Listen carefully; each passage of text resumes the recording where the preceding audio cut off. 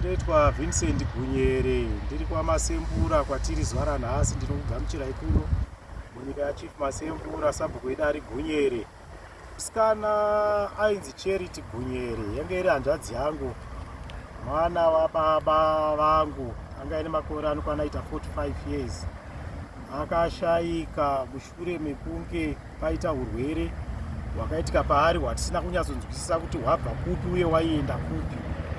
Akati regai ndinotsvaga huni, ndokuenda musango. Sango riri kuseri kwemusha uno, kwakunotarisa kutsvaga huni dzake zvake. Rakanga risiri svika hombe, kainge wakasvika kadiki. Zvino ari kuti atsiga huni dzake, ari kungoti fambei, ndokuita seagumburwa, ndokudonha pasi. Adonha pasi kudaro, kufamba kwakamunetsa, akakwanisa kuzogwesha kusvika pamba, achibatsirwa nevana vake vanove vazukuru vangu vaviri vaakanga ainavo. Vasvika pamba, takaona musikana akati rarei musi wekutanga. Ndokuona zuva repiri kuti mutsipa wake wazvimba. Aichema zvekare nemusana, achiti musana uri kundirwadza.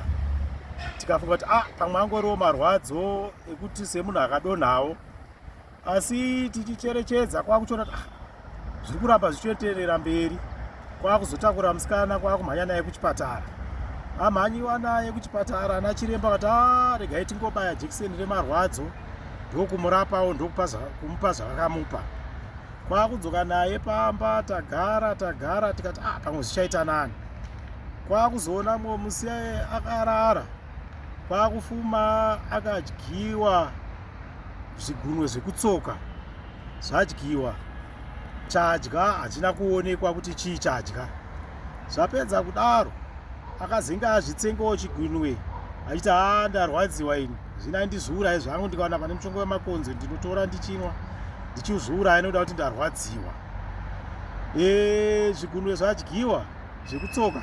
Takagara mumwe musi kwakunorara kuseni, takafuma tikaona tsapfu yadyiwa zvekare. Tsapfu yadyiwa, tikagara.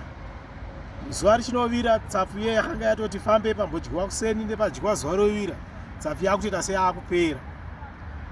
Zuva rechimangwana racho, imwe tsapfu yekune rimwe gumbu yakanga yakunanavirwa kunodyiwa zvekare.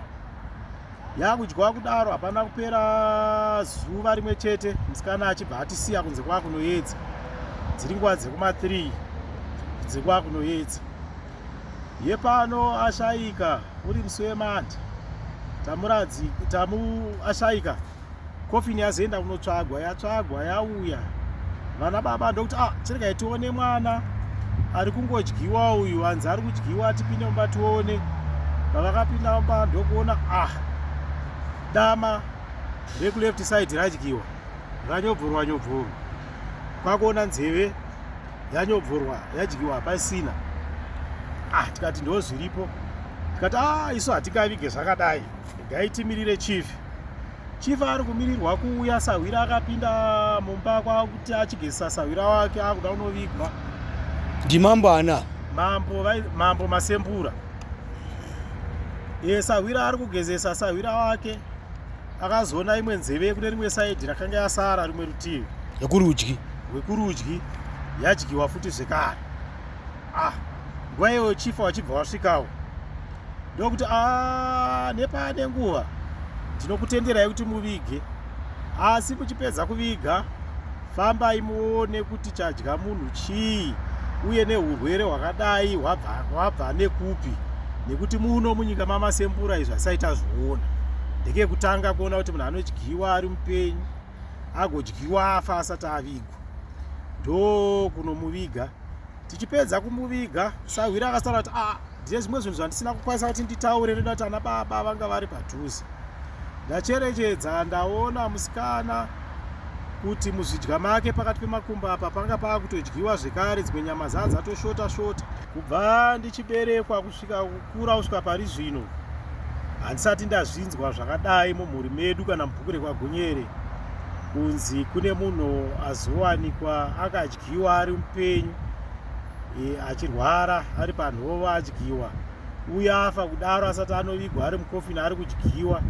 Takambofunga kuti makonzo mukofini, tikaona kofini hapana paraboka, uye rakanga riri pakakwirira pamusoro pemacheya zvokuti hapana pekuti gonzo raikwira kunopinda mukofini kunodya munhu. paidyiwa munhu hataiona ropa raivepo, taingoona nyama dzichitsakatika. Saka hatisati tazoona zvakadaro, uye ana baba vedu vanove vakaenda hatina kumbonzwa chitiudza nhoroondo yezvinhu zvakadai izvi kunzi kune munhu akambotyiwa ari mupenyu.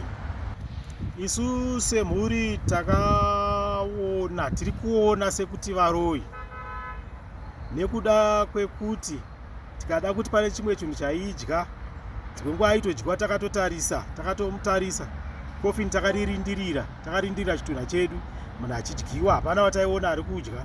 Saka togona kuti varoyi. Kuti titi makonzo, munhu aipfinyirwa magumbeze, metiresi yopfinyirwa nemagumbeze zvakanaka, hapana pairatidza kuti gumbeze radyiwa kana metiresi ine magumbeze, hapana, munhu aingodyiwa.